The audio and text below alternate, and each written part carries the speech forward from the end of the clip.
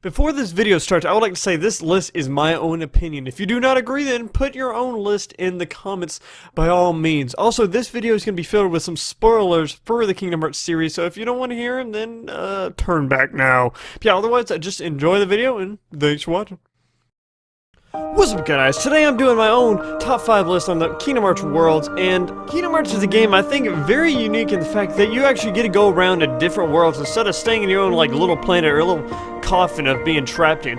But you get to go around different like Disney worlds and stuff. Even though they're not all Disney worlds, they all have their own unique things about them that you really like. And this is why along the way you really become to connect to the world and want to play it even more and more, and soon you just don't want to get off the world. And this is why today I'm going to talk about my top 5 favorite Kingdom Hearts worlds. Enough talking, let's get into it.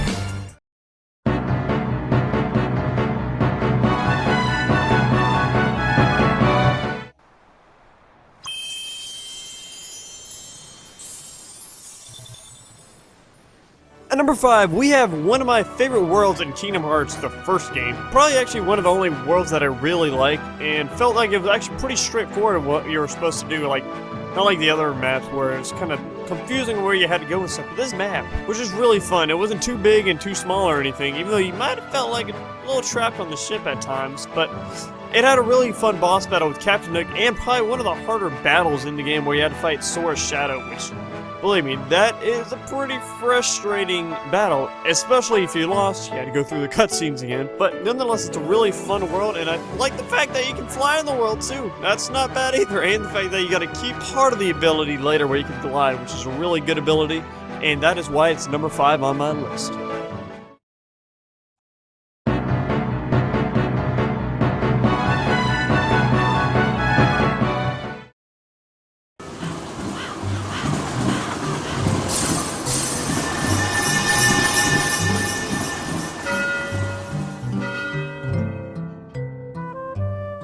At number 4, we have Twilight Town, which is a really peaceful world. There wasn't a whole lot of fighting at the very beginning of Kingdom Hearts 2, which is the first time I ever played it, but it is truly one of the biggest parts, I think, of Kingdom Hearts. It's one of the biggest worlds of Kingdom Hearts, at least, because there's a whole lot of stuff that happens in the world, in which 358 by 2 days, a lot of it is based in this world, and it has some great music too. I'm not gonna lie, it's very chill, low-down music. And Roxas, we play as him for a long time in this world, at the beginning of Kingdom Hearts 2, which also makes it even more prominent, which it wasn't actually Twilight Town, it was a recreated version of it. And just for that fact, it makes it even cooler, because later we come back with Sora and come to the real Twilight Town, in which Hayner, Pince, and Olette don't even know anything about Roxas, which makes the world even more interesting. And we also get one of the, I think is an underrated Keyblade, Oathkeeper, which I think is based on the world. I think there's usually a Keyblade based on most of the worlds. And this one is a pretty cool Keyblade, and this is why Twilight Town is number 4 on my list.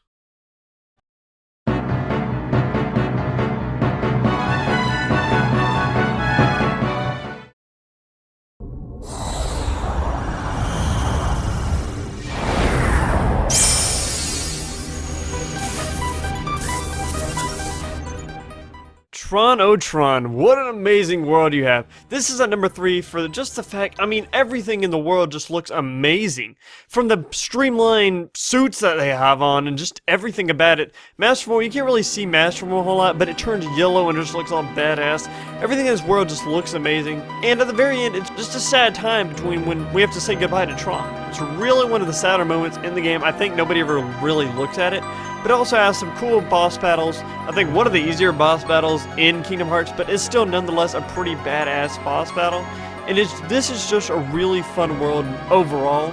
I think the design of the world's really good, and the fact that it's in the middle of Hollow Bastion, which makes it even cooler, and has ties and connection with some of the strongest points of the Kingdom Hearts story, with Ansem and all that great stuff. And truly, it's just a great world, and that is why it's number 3 on my list.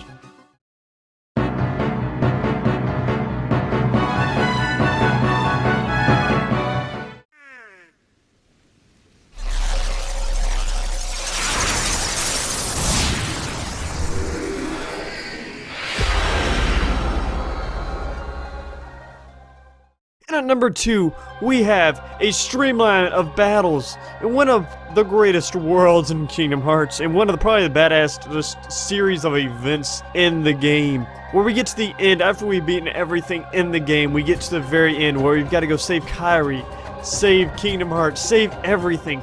And then we get to battle some of the most badass boss battles. Even though, again, they might not be the hardest battles in the world, they can be difficult at this time. If you are playing on a higher, harder level, it can get difficult, and it's just some amazing badass moments. We finally find Kairi, we finally find Riku, and we find out that he's Ansem, and then Sora starts crying. Everything's just coming down to the wire, and then we finally reach the end of the game and all that great stuff that happens there. I'm not going to spoil it, even though I have spoiled some things, but you'll see if you've ever played the game.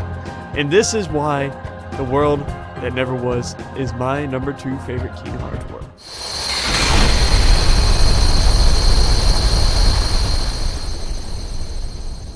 Get ready, Xemnas. It all ends here.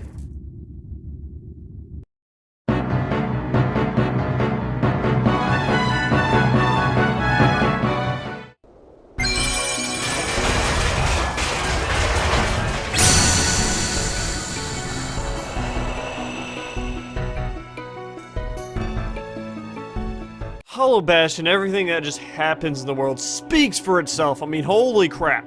This world is crazy. It has some of the most amazing cutscenes, just events that just go through everything, some great boss battles. I'm probably gonna have like a short miniature montage of what the heck happened in it, because this world, I don't even have to say anything about how many events. It's my favorite part of Kingdom Hearts, probably in just every game is probably one of my favorite parts, just because of everything that happens. It happens so fast, it just hits you like BAM!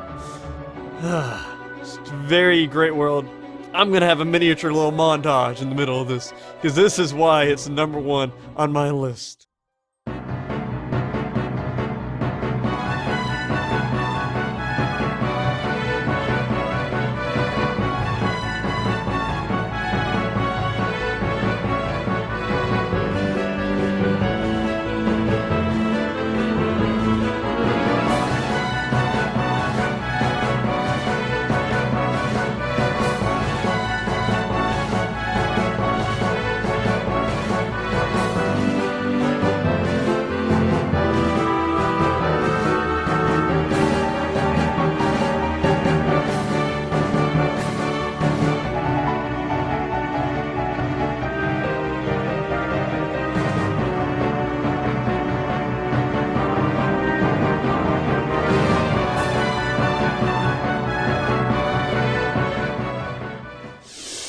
Sora!